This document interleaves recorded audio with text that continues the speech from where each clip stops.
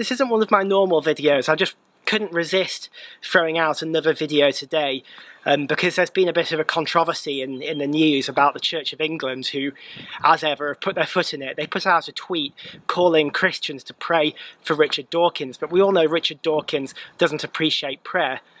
And it's really sad. Richard Dawkins has had a stroke.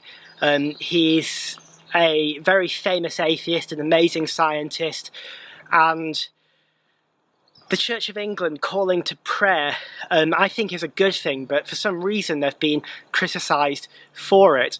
Now, if you're an atheist and you're listening to this, thank you for listening. I hope you listen to more of these.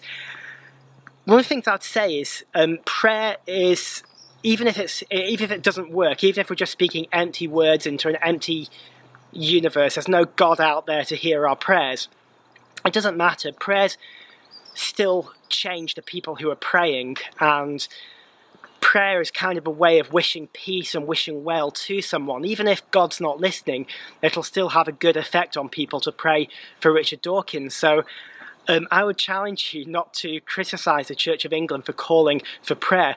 But if you're a Christian and listening to this, then I think there's a real challenge. I think the Church of England has hit a nail on the head here.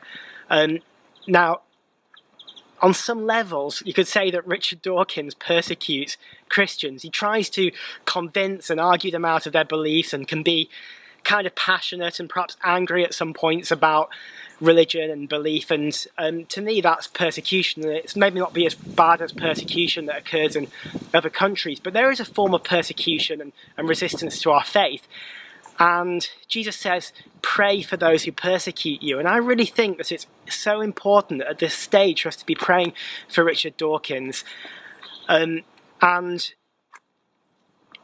read one guy saying, well, Richard Dawkins wouldn't like to be prayed for. He wouldn't approve of that. We all know what he would say about that.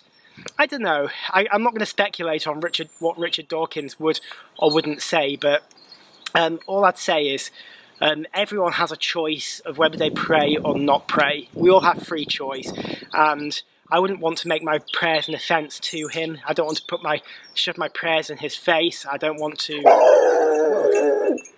set that dog on him. I just want to put quiet, loving prayers forward to God for Richard Dawkins, and just spend some time thinking about him, lifting him up to God in prayer.